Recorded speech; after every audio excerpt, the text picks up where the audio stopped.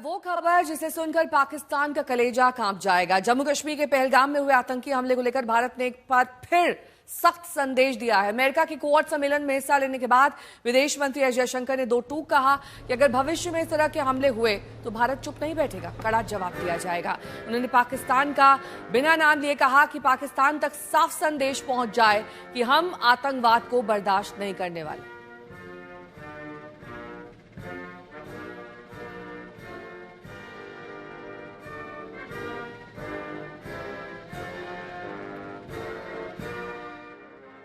Essentially, I mean, I've been with each of my counterparts.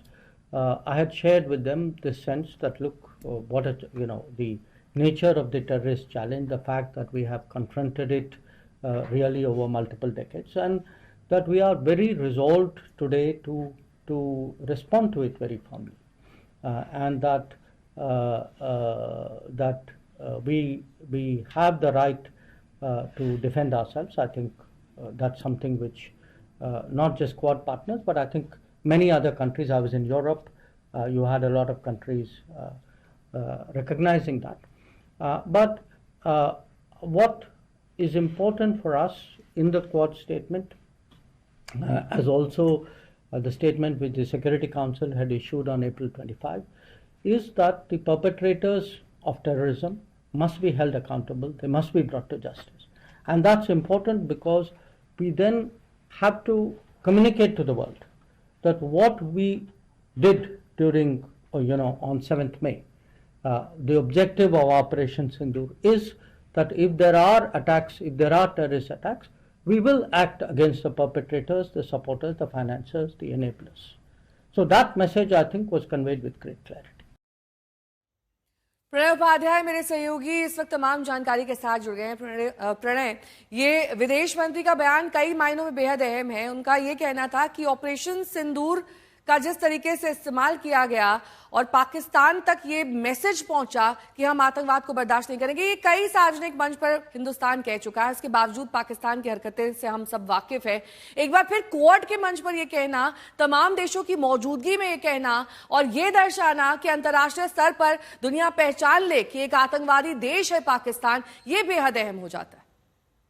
बिल्कुल नेहा, आपने एकदम ठीक कहा। अमेरिका की जमीन से भारत के विदेश मंत्री का ये सख्त, कड़ा और बड़ा संदेश मायने रखता है। साथ ही अमेरिका के विदेश मंत्री मार्को रूबियो हों, चाहे ऑस्ट्रेलिया की विदेश मंत्री पेनी वांग हों या जापान के विदेश मंत्री ताकेशी हों, इन तीनों के साथ में अपनी व्यक्तिगत जो अपनी मुलाकातें थी, द्विपक्षीय मुलाकातें थी, उसमें भी भारत के विदेश मंत्री की तरफ से ये कहा गया। ये साफ तौर पर बताता है, विदेश मंत्री की तरफ से दिया ये बयान आपने सुनवाया, लेकिन उसके अंदर एक महत्वपूर्ण उल्लेख जो था बातचीत के अंदर, वो 11 मई को प्रधानमंत्री नरेंद्र मोदी का वो भाषण था जो उन्होंने देश के नाम संदेश में दिया था, जिसमें साफ तौर पर यह मैसेज था कि पाकिस्तान की तरफ से यदि कोई आतंकवाद की कार्रवाई होती है तो भारत उसके जो आका हैं, उसके जो परपेट्रेटर्स हैं, उसके जो प्रायोजक हैं, उनके खिलाफ सख्त कार्रवाई करेगा। ये संदेश इसलिए महत्वपूर्ण हो जाता है और खासतौर पर अब और ज्यादा महत्वपूर्ण इसलिए भी देखा जा सकता है क्योंकि हाल ही में पाकिस्तान के जो आर्मी चीफ है उनकी तरफ से जस्टिफाई करने की कोशिश की गई कि कश्मीर में जो कुछ हो रहा है वो आतंकवाद नहीं है बल्कि आजादी की लड़ाई है। यानी पाकिस्तान उसे न केवल जस्टिफाई कर रहा है बल्कि इस चीज को भी स्वीकार करता है कि वो इसका प्रायोजक है।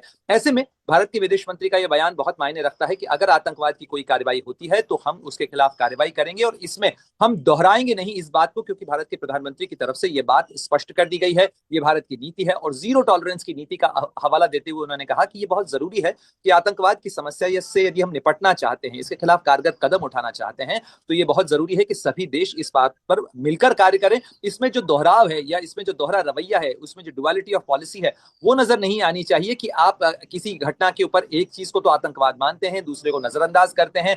अपने देश में हुए आतंकवाद के ऊपर तो आप संवेदनशील होते हैं, लेकिन दूसरे के देश के अंदर हो रहे आतंकवाद को लेकर आप नजरें फेर लेते हैं। ये जो नीति है अमेरिका की जमीन से अमेरिका के नेताओं को भी ये आईना दिखाने की कोशिश बहुत मायने रखती है नेहा। और इसके बाद शायद भारत के विदेश मंत्री के इस साफ रुख और दो टूक रवैये का ही असर था कि जो क्वाड का साझा बयान जारी हुआ उसमें न केवल पहलगाम आतंकी हमले की सख्त निंदा करते हुए उसमें उसका उल्लेख किया गया, बल्कि उसके अंदर यह भी कहा गया कि यूनाइटेड नेशन सिक्योरिटी काउंसिल का जो रेजोल्यूशन है आतंकवाद के खिलाफ, उसे सभी देश जो है वो पूरी जो है शिद्दत के साथ में लागू करें। ठीक है, बने रहिए हमारे साथ। मैं लौटूंगी आपके पास। इस बीच विदेश मंत्री एस जयशंकर ने आतंकवाद के खिलाफ जंग में पश्चिमी देशों को आईना दिखाया। आज तक के सवाल के जवाब में जयशंकर ने कहा कि आतंकवाद पर भारत का रुख हमेशा एक रहा है, जबकि दूसरे देशों का रुख ऐसा नहीं है। I think the record of what happened at that time was very clear, and the ceasefire was something which was negotiated between the DGMOs of the two countries. So I will leave it at that. And on the terrorism issue, again, look,